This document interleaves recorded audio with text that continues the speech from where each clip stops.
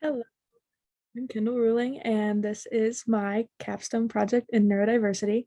A little background as to why I chose the neurodiversity certificate is that special education has always really interested me. And when I came here to jury, it wasn't necessarily an option to take make a do a minor in special education.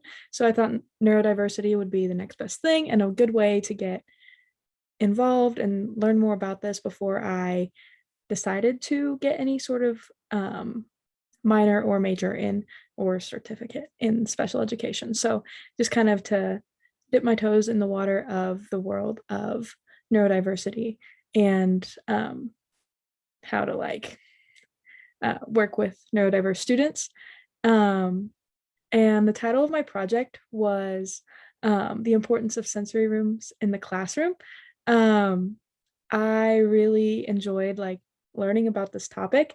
I've said a million times, but my driving question was really broad, but it was basically how can we make neurodiverse students feel more comfortable in a classroom?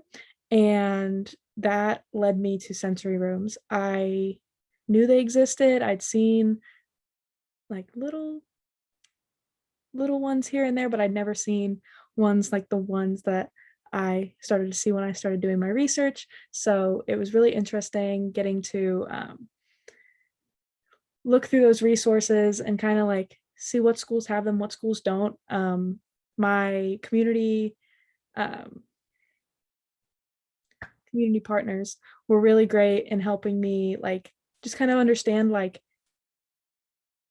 the how diverse schools are in this topic because Chandra did have sorry Chandra did not have sensory rooms in her class, and I think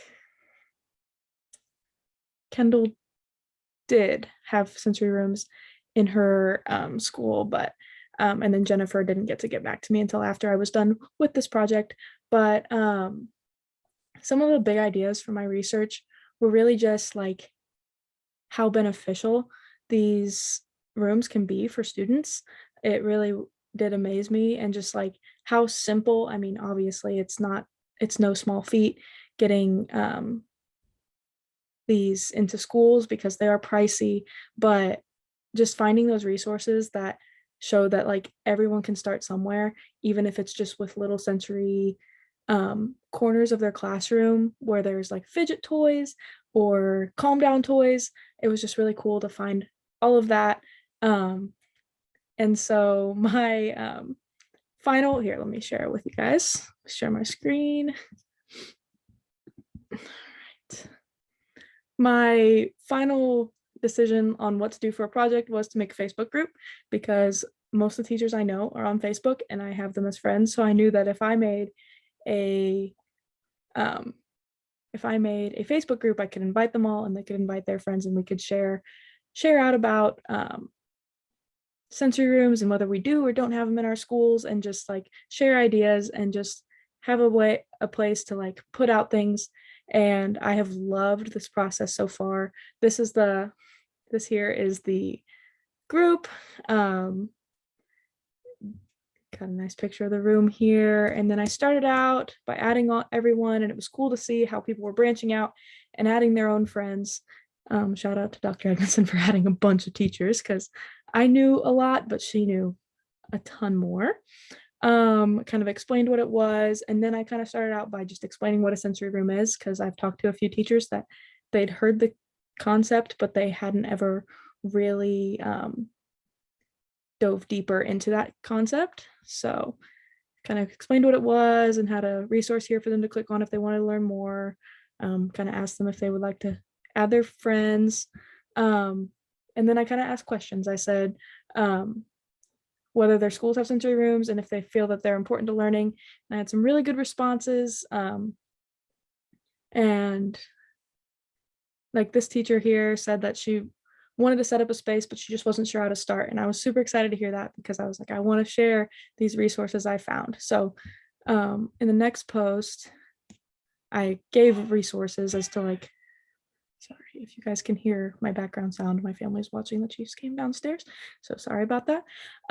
So I gave a resource on like how to like start small, and eventually you will get to, I mean, it's plausible to make a sensory room, but it just takes time and effort and support. So I kind of left resources there for them.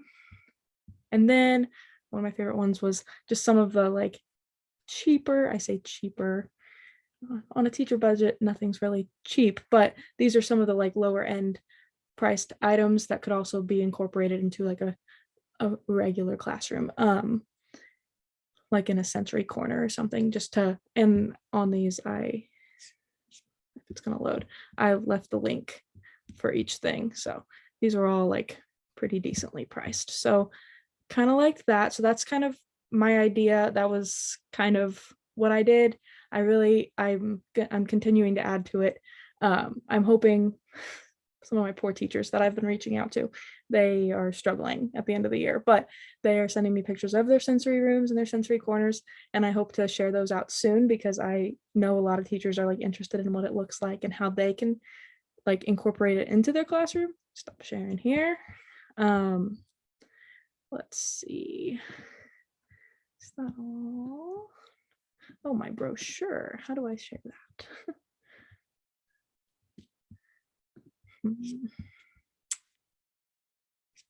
Let me.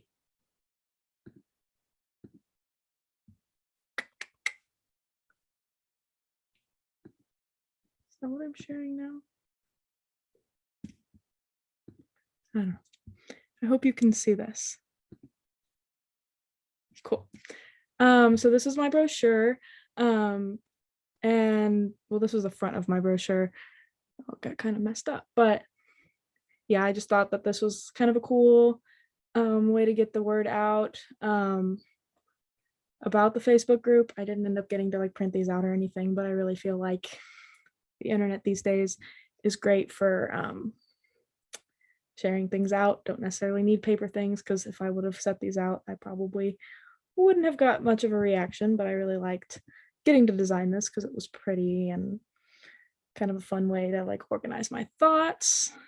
Let's see, stop that share. And then my laptop's going crazy.